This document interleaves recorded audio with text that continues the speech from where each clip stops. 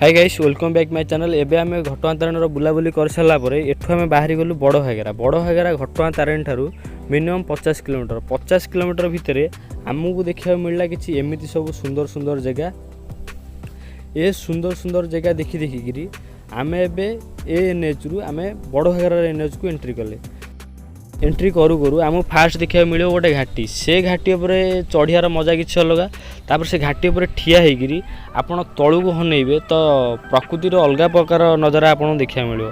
तापर किसी बाट आगे जाऊ जाऊ पहाड़ भितर नेली बादल तार नजारा किसी अलग देखा मिले। एमती नजारा देखी देखिकी आम एनएच रु जंगल रास्ता को एंट्री कलु। जंगल रास्ता आमको मिनिमम 4 किलोमीटर पड़ा। तो 4 किलोमीटर भितर आमे देखा पाइलु बढ़िया बढ़िया सुंदर सुंदर जंगल सतिक लगला आम डिस्कवर चैनल सतिक एंट्री कर तापर ए अंकल देखा कहले मो पछ पछे आस मु देखी बड़ घागर वाटरफॉलटा। तो तांक पछ आसु आसु आमको देखा मिलला ए झरणाटा देखिकी आम मन समस्त दुख जाए कारण आम एत बाटू आसीचु। तो ये छोट झरणा देख सारापर आम भल लगलानी सी अंकल कहले नाई आम आगे बड़ झरणाटा अच्छी तो मो सह आस मु देखी बड़ झरणाटा। आम तांक पछे पछे गलापर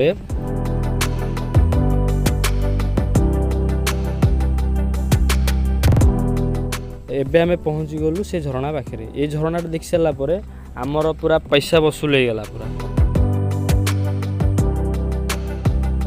एडवेंचर टाइप आमको लगिला।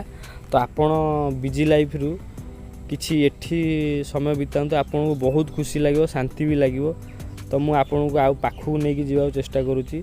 आपन जेतेबेले पाखु जावा चेष्टा करंतु किंतु निज रिस्क रे जांतु कारण न जाई पेले जांतुनी दूर ही ठियांतु आम बढ़िया सुंदर लगे। तो मु चेष्टा करूची आपन को आउ टिके पाखु नहीं जावा पई कारण पाखु गले आपन को पूरा क्लियर व्यूटा हो पारिबो। तो वर्षा जल्दी होउची कारण एठी सांगे सांगे क्लाइमेट भी चेंज होउची। एबे एठी सांगे सांगे नगद पर वर्षा भी होउतिला। तो मु धीरे धीरे चेबा चेष्टा करूची जी मो गोड़ भी खसी गला। तो आपन जेतेबेले आछंती देखिक आसंतु न गोड़ फोड़ खसिबो कि माड़ भी हो निज क्षति हम। तेणुक ये जिते भी आसुँच देखिकी फोटो भिडियो चक्कर आपड़ निजर क्षति करवा केबे भी चाहतुनि कारण एठी ओदा रोची गोड़ भी केतले खसी जाई पारे। तो निज ओन रिस्क रे एठी भिडियो की फोटो उठातु। तो या देख सारापर आम मन को तो बहुत संतोष मिलगला कारण बहुत सुंदर थिला ये जगहटा। आपड़ जिते आसुँच केउंझर बड़ घागरा निश्चिंत एक्सप्लोर करूँ आपको बहुत सुंदर लगे आमको भी बहुत सुंदर लगला। एठू आम बुलाबुली कर सारापर आम ए बाहर सान घागरा आसतु एमती जंगल आम पुणी आमको 4-5 किलोमीटर जावाक पड़ा।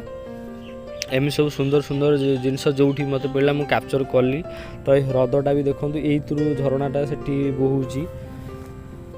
तो यहाँ बहुत बड़ भी थिला।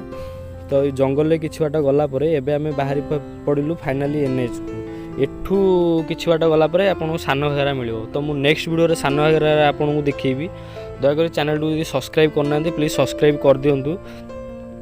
सब्सक्राइब कर सारापर पाखे बेल आइकन भी दबाइदेवे कारण मो सान घागरा जेबे भी नेक्स्ट वीडियो अपलोड करी तो आप पाखक नोटिफिकेशन पड़े आप सान घागरा देखिए केउंझर आउ सब बढ़िया बढ़िया जिनस अच्छी मुझे आपको देखी। तो प्लीज सब्सक्राइब कर दिंतु। Thanks for watching.